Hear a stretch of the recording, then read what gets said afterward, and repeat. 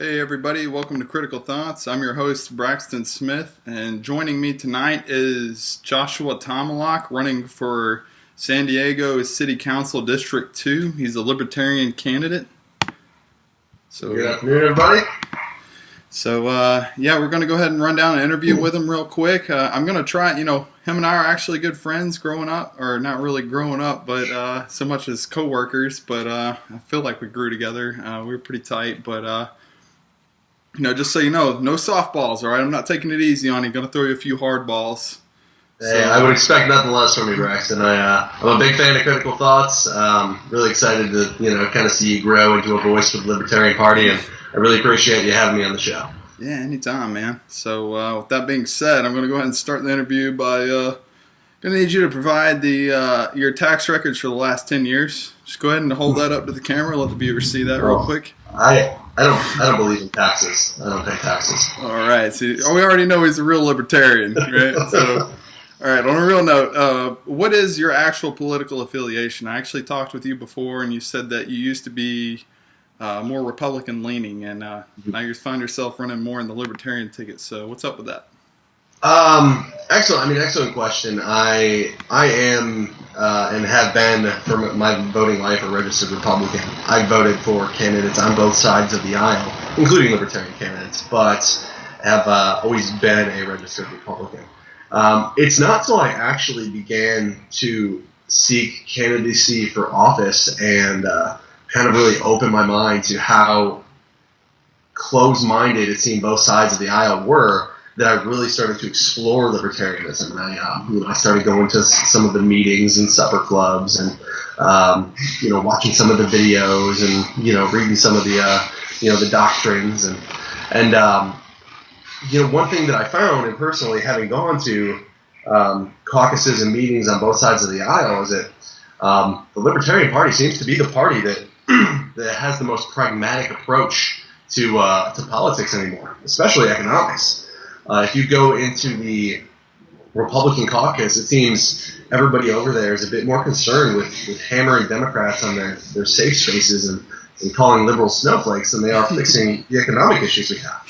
And likewise, if you go over to the Democratic side and you sit down for a couple meetings, and God forbid you say you support anybody affiliated with Donald Trump, you are immediately labeled as a fascist tyrant or a racist Nazi, with racist Nazi. So I don't think things are getting done, and I think the Libertarian Party is really the pragmatic group with the approach to things. And that's why I'm hoping to bring a third party into the fold, at least in local politics. Right on. Cool. Yeah, that's standard Libertarian rap sheet right there in a nutshell. I've found myself becoming a Libertarian in the same regard, actually, pretty similar. Yeah. But just curious though, what actually, obviously you became more politically involved, and you found yourself becoming a Libertarian. So, what actually got to the point what made you want to run for office in San Diego? That's a great question. It's actually kind of an interesting story. I wish I could remember the speaker that I was listening to. It was just a video that I pulled up on Facebook at the most random time. But about a year ago, I had a conversation with my now fiance, and I had just been complaining about the way things were, and the irresponsibility with the San Diego budget, and how it doesn't seem like anything's getting done, and how liberals have really overrun all levels of state government. I don't know if you know this or not, but the car tax and the gas tax was recently passed in San Diego by a 2/3 supermajority. The Democrats can push agendas through the state of California with almost no opposition, because they hold such a majority in the state Senate, the state House, and we have a Democratic governor. As a registered Republican, I was constantly complaining about how things were, and maybe 15 minutes after that, I was in my car. I was driving somewhere, and I was listening to a video, and it was about the speaker. He was interviewing somebody, and it was a kid, 19-year-old kid, who was complaining that the rules he wanted to be a pot farmer, essentially. He wanted to sell weed, and he lived in Houston. Well, the rules are pretty strict in Houston for marijuana. Well, so he's complaining to the speaker. He says, "Where's the justification in that? Where's the fairness in that? Why is it that if somebody was born in Colorado, they have a better opportunity to succeed than me because I live in Houston?" And the speaker, and I don't know the length, if this is a PG-13 show or not, but the speaker looked at him and he said, "Nobody gives a fuck about what your feelings are." And it really resonated with me. And he went on to say, you don't, like a real entrepreneur, a real agent of change, somebody that's there to make a difference, they don't make a difference by complaining about how things are.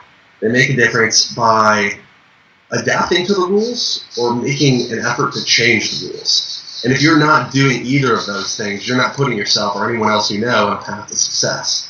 So again, pardon my language, but that is the direct quote that kind of sparked that fire in me. And I said, I work in finance. I understand how to balance a budget.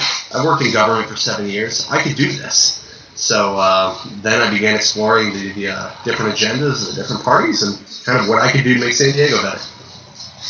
Yeah, working in government for 6 years, and I can go ahead and tell you there's plenty of improvement to be made. Yeah, fully on that. So that being said, you're talking about someone trying to sell marijuana and not being able to do that.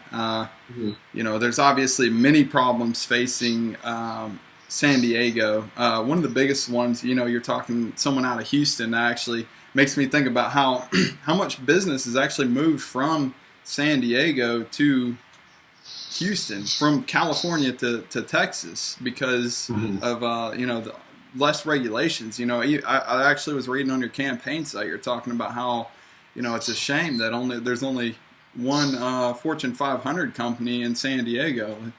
It's like California is like where everything's engineered. Why are we not doing better? And so with that, I got to ask, what do you think is the biggest problem facing San Diego? Well, there's no doubt here that it's an expensive place to live. It's a nice place to live, and people are always going to pay a premium to live here. So, I would never stand here on a platform and say that it should be the same price here as it should be in a Midwestern state. Like that's not economics. That's not realistic. A Bernie Sanders supporter might tell you that.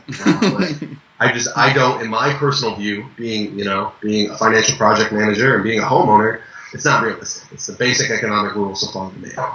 So I think the best way that we can make it affordable for everybody is to bring good-paying jobs back to San Diego. I mean, you mentioned it, and you'll find it on my campaign site, Tomolak 4 SD. It's TOMOLAK 4 SD.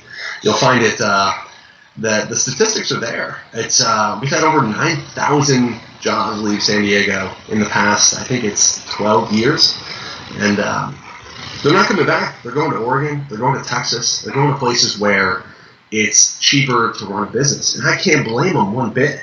So as a city council, as an entity of government, let's start working with the people to deregulate some of the things that are going on in the city and make it a little cheaper for businesses to do business here. Maybe it's not a pure libertarian standpoint to start giving businesses tax breaks, but one thing that I've learned in sitting down with some of the more involved libertarians is that sometimes just being pragmatic and being kind of what's the word?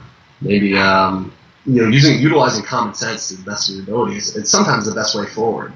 And if you do start bringing back some of these large companies, you're going to put so many people back to work with good paying jobs where all those tax dollars are then being funneled back through city government. We're going to get a great return on our investment.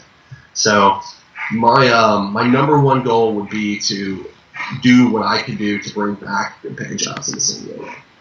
Right on. Okay. Yeah. And so with that being said, though, I got to ask, so I mean, like, you talk about what needs to be done, but I got to say, city council, when people think of somebody's running for city council, they don't exactly, it's not the mayor, is damn sure not the governor, it's not a senator or a congressman. So what is city council, what impact do you have on San Diego? Oh, that's an awesome question. And I mean, it comes down to the the fundamentals of government, right? For example, when things are getting passed on a national level, we have a Congress that would approve or draft legislation. And then we have a executive branch that would either veto it or make it into law, approve it. And we have the same thing on every level of government. And there's the state Congress, the state assembly, and the governor. Just like in San Diego, we have a city council and we have a mayor to get things passed locally. So with that in mind, a representative of city council, that would make me one of 7 people that represent 3.5 million people in San Diego. The District 2, what I'm running for, has more people than a lot of congressional districts. So it's definitely not a small job to be had. It would be my full-time occupation. I would be kind of putting 10% of my energy to it. I think as a difference, the city councilmen, they draft legislation. They push through votes. They work with and against each other to get legislation on the mayor's desk. They approve engineering plans. I think there's so many opportunities to put that fiscally conservative libertarian mindset into the city council and make some good changes. And not to mention, you mentioned congressmen, governors, etc. We work with those entities. We work with, as a city councilman, you'll work with the 52nd district congressman. You'll work with the mayor. You'll work with the county board of supervisors. You get involved and you network with all other avenues of politics, and it's a great position to start spreading the message. And if I were to be elected as a libertarian, I would be the one of the largest representing libertarians, being in the city like San Diego. I think it's the 8th biggest city in the country. So yes. It would be a privilege to me. Yeah, that's something I never even considered, is the fact that the whole point of running for office, the point that motivates me anyways, me, Braxton Smith, what motivates me to support you and get you out there is how many lives you affect. You're running for city council in one of the most populous cities in the U.S., and you're going to be bringing about libertarian change. You're actually going to positively affect people's lives. So, yeah, now that you say that, yeah, absolutely, that's actually pretty substantial. And then on top of that, that's not to say you may end up, Josh Tomolak, libertarian candidate, may end up, once people realize how successful libertarianism is and how solid your policies are, who's to say that you don't become mayor one day, or even governor of California? It's you got to start somewhere. That's the truth. Yeah, you got to start somewhere, and to be honest with you, San Diego City Council is a pretty large first step. It's not epic. It's not the municipality of Southern Florida, or a tiny town in West Virginia. Right. Not that there's anything wrong with that, but yeah. It's a large city with a huge demand and a large budget. So I'm looking forward to the challenge. Good. Okay. All right. So now I got to ask. So people are going to get into the meat and potatoes here, and we got to understand exactly where you're. That was your timer. You're out of time. Okay. So, but all right. So on a real note, though, we got to understand a little more about your policies. We're going to dig into that a little more. And so with that, of course, I got to ask, who has influenced you most in regards to politics and economics? Let's see. So, in economics, I think there was a book I read about 6 years ago called Freakonomics by Mr. Stephen Levitt. Really, really interesting take on economics. Made it interesting, and it all made sense. It's kind of you peel back the onion, and there's always a original factor that caused this butterfly effect. One of his chapters is about how it's called "Where Have All the Criminals Gone," and it's talking about how when Rudy Giuliani and Bill Clinton were president, crime just dropped off enormously, and they couldn't figure out why. I mean, they were happy to take credit for it, but they couldn't necessarily figure out why. And Mr. Levitt proposes an argument that Roe versus Wade, way back in, I'm not sure the year it was passed, but when Roe versus Wade was passed and it made abortions legal for women, it gave women the legal right to choose what to do with their body, a lot of children that would have been born into poverty or families that weren't ready for it, those children weren't born. And those children raised in those poverty environments, perhaps in a bad part of town, perhaps in a single-family home where the parents knew they weren't ready to have a child, they had a substantially larger opportunity to grow up and become, criminals. So Mr. Levitt proposes an argument that traces all the way back to Roe versus Wade. Now, 20 years later, when you would be in the prime of, when you're in your adolescence and you're kind of at your most rambunctious, if I might use that word, those people don't exist anymore. So it's an interesting theory, but I kind of fell in love with it, just tracing things back to their origin. There's always a rational explanation. You just have to find it. In regards to fiscal responsibility, the actual spending of money, as it might sound cliche, but my father is one of my biggest heroes in fiscal responsibility and overall economics. He taught me from the time I was 8 years old that if I wanted to, I could go spend this $80, but I could also take that $80 and get $100 savings bond, and then I have $100 in a few years. If you follow the market at all, that's not really applicable anymore. But Keynesian economics and all, it'll screw that up. It's economics 101. It's utilize conservative spending. You can't continue to borrow. Eventually that collapses, and we've seen it time and time again.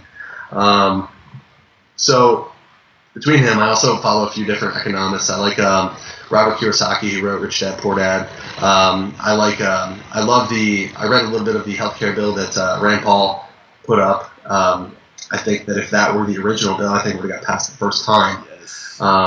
So there's a handful of libertarians, Republicans alike, and just regular old people that utilize common sense that I look to for common sense economics, as I call it.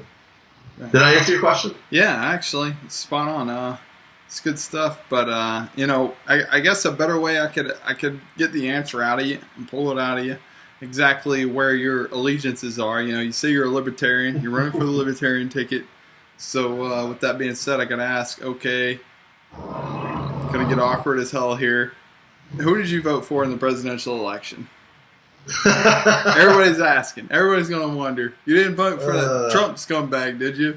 But then again, hold on, right? 1 second. Oh, that calls for a drink.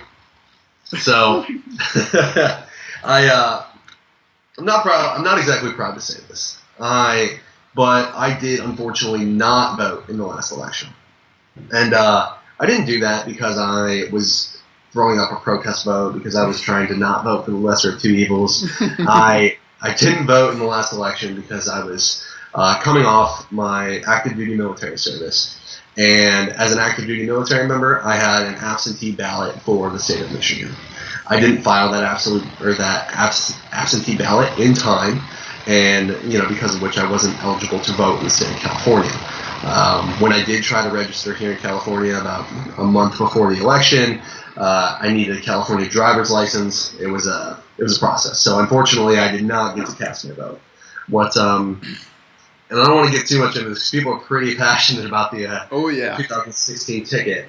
What I would tell you for days. What I would tell you to not completely scapegoat your question is if I were to do that vote again and I were to vote here in the state of California, I would have voted for Gary Johnson. I liked his message. I liked what he and Bill Weld had to say. I liked the idea of building a 6-lane highway down between the Republicans and Democrats and trying to get things done.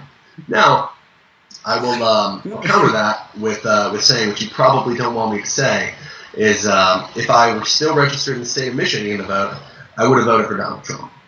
And I say that because in the state of California, my vote would help Gary Johnson get to his 5%, substantiating the Libertarian Party as a minor party and getting them federal funding for the 2018 elections, 2020 elections, and that matters to me. However, in the state of Michigan, where the race is always going to be tight, I did not want to see Hillary Clinton come to office. And that's not because I hated all of her policies and I think she was a liberal snowflake. I hate that term, but I think it's abrasive. But I just don't think she was the right person. Yeah, she. Well, I can get on board with a lot of her social policies. I can't get on board with the fiscal policies. We spend too much money as it is, and I think Trump was going to be the guy that's going to balance the budget. I think he'll be the person that does it. So that's how I hypothetically would have voted in those circumstances. Fair enough, yeah. So, yeah, I mean, Trump was a little more promising about that, especially being that he was pushing more for peace, and Hillary was willing to wage war on Russia over some emails. So, yeah, I totally understand that. I mean, between the two, I would have neither myself. I would, personal note, 2012, I was pushing hard for Ron Paul. Talking about active duty, like how I relate with Josh on this is that I was pushing really hard for Ron Paul. I was out there, like I noticed a lot of the Mitt Romney guys were ripping down Ron Paul signs, and I was reposting them. And anywhere they ripped those down, I'd rip down their signs. And I even donated $50. But like, it's just switching between commands, active duty. It's really difficult to actually make a vote happen. Like, it's not easy being active duty and making a vote happen. So I relate with you, Josh, on that one. And not a big fan of Bill Weld, but Gary Johnson, he lesser of three evils, if you will. I'll take that answer. Okay, so here comes another hard ball. Okay, so what are your religious beliefs, and exactly, like, what is your religious denomination, and how will it affect your office? There he goes with the... Great question. Great question. You know when you get a hard one, because I got to go straight to the bottom. That's a joke for everybody listening. He's obviously Lutheran, everyone. So I was raised in a small town in Michigan where everybody went to church. I was raised a Christian. Now, whether I truly embody all of the values of Christianity, I would say probably not. I do my best to be a good person. I do my best to follow what my parents raised me as a moral compass and a moral code, which really, if I were to sum it up, just is be kind to others. You never know what they're going through. There's always somebody worse off than you. It's another thing that attracted me to the Libertarian Party, because that's kind of, in my experience so far, how they operate. It just treat one another with respect, treat one another's opinions with respect, and like together we can get some stuff done. And so to kind of circle back on religion, yes, I mean my dog tags say that I'm Christian. I relate that way on most of the big pictures, but realistically, I don't think it would have a lot of application in my office. I appeal to the conservative nature of a lot of groups here in San Diego. I understand what people go through when they. It pisses me off to see that people aren't allowed to say one nation under God. That bothers me, because whether Christian or not, it's the foundations of this country were built on Christianity, and I don't think that puts Christianity above any other religion or denomination. But I also don't believe that we need to start tearing down the origins of what built this country just because it offends you to say under God. And I might get some flack on both ends for this, but that's how I feel. You have the right to make your own choice. You have the right to make your own decisions. And if you, Braxton Smith, don't feel comfortable saying under God in a classroom, I absolutely don't think somebody should make you do that. I think it's your right, as an American citizen and with the authority granted to you under the Constitution, to not do that. However, I don't think because you don't want to do that, everybody else shouldn't have, or because you don't want to do that, everybody else should stop. Right. So, yeah. In a roundabout way, that's kind of how I feel about religion as it relates to politics. Yeah, I myself, I'm agnostic, so like I don't hardly follow religion much. But one thing I do appreciate about Christianity is the golden rule, and that is to do unto others as you'd have them do unto you. And that's why I feel like libertarianism so much encompasses Christianity and vice versa, is because what would you have done? You wouldn't want to oppress something on someone just to have them oppress something on you. So, yeah. Truly believe that. I think I know as a libertarian. Go ahead. Yeah, I know as a libertarian that you would have no other choice but to support that kind of policy. So, it's one of the things that draws me away from. And I don't want to say the Democratic Party because this is not encompassing of the Democratic Party, but the 10% of the 15% of the far left liberals that block somebody like Milo Yiannopoulos or Ann Coulter or any of those right-wing conservative speakers from speaking at a college thing.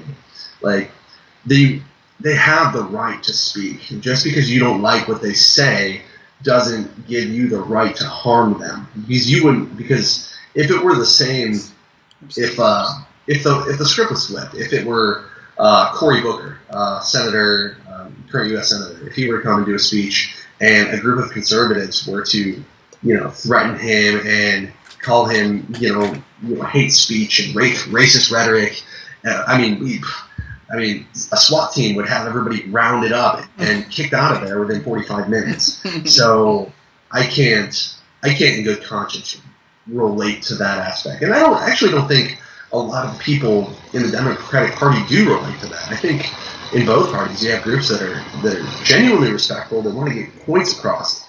And I really hope that when I do start doing candidate invitations at all the different town councils around here, that people sit down and listen to my message, and maybe a little positive campaigning and a little positive energy can go a long way to bringing people together. Right on. And I gotta say, you as running as a libertarian, obviously, like you're representing the rights of the left, and you're representing the rights of the right. You're basically you're like the ref. You're like the guy in between. You're to make sure that nobody encroaches on the rights of the other. And so with that being said, you're holding I think I'm losing you on the microphone here, Braxton. What's up? Oh, I got you now. I think I lost your microphone for me. Yeah, well, that's because you got the freaking airplanes flying in the background. But anyway, so with that being said, though, you're up against a Republican incumbent. You got several Democratic candidates running against you. So what exactly is going to separate you? Like, what makes you so much better? What's going to motivate me as a voter or a donor to support you over these two guys? Well, I guess the answer to that would be it depends on what you want as a voter. I mean, do you want a candidate that understands fiscal responsibility, that's worked in the finance sector and understands how to balance a budget? Because I've done that.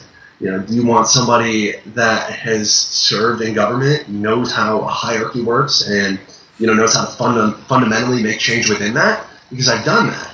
Do you want somebody that's worked within the community, events like Habitat for Humanity and helped build houses, and groups like Big Brothers Big Sisters where you're mentoring the youth? Because I've done that too.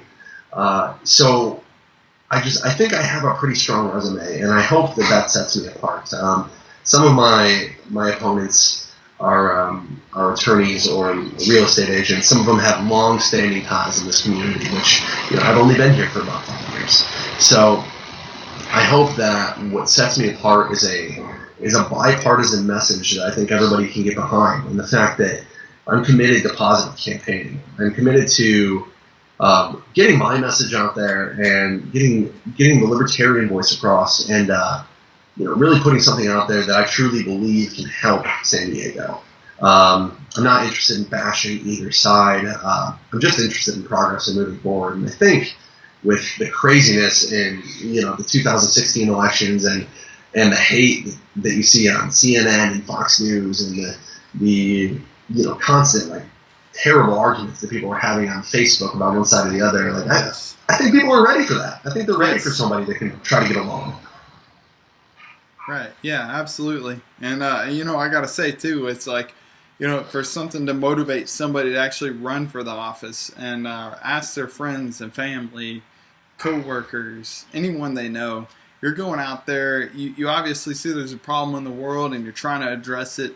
That's what I'm trying to point out to all the people watching right now, is that this guy is like running grassroots. He's not like... He's not out there trying to benefit and play off the system. This is somebody that's actually actively trying to make the world a better place. He's going forth and he's genuinely trying to improve the world in which we all live in. And that's the goal, and I think I can make a difference in the city council seat. Yeah, it's a start. At the very least, it's a start. It's huge, actually. And, I got to say, too, you're talking about the problem facing America with this recent election. The world's, it's a cataclysm. It's San Diego, California, America itself in general is at a schism. And how exactly, on the local level, do you expect to address that? You got people that are saying, impeach Donald Trump, and then you have other people saying, imprison Hillary Clinton. You have all these people at a great divide right now. And as a libertarian candidate, how do you address both sides? You know what? I think it really circles back to just treating people with respect and listening. I think listening has really become this kind of lost art in politics. People let you speak, but they're just waiting for their turn to speak. They're not actually listening to what you're saying. Fight Club. Like I mentioned. Yeah, exactly. Absolutely. You're right, though. So, as you mentioned, or as we mentioned earlier, I was a registered Republican, so I was also guilty of seeing these demonstrations and these the Black Lives Matter groups and all these far left groups, and it would upset me. I would get upset, and I kind of think that there were aspects of it that were asinine and unfair, and I finally tried to just kind of sit there and think they have a point too.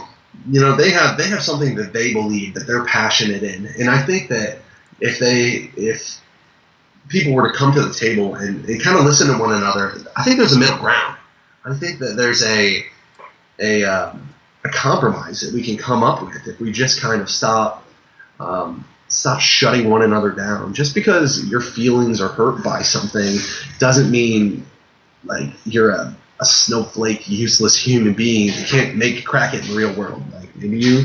Maybe you had something in your life that makes you sensitive to that. I don't know. So maybe I should take a moment and listen to your opinions. And so the same way, just because you supported Donald Trump, that doesn't make you a misogynist or a racist. That's absolutely ridiculous. I mean, you can't say that, however many million... Actually. Yeah. Yeah. You can't say that however many million people voted for that guy are all racist and misogynists.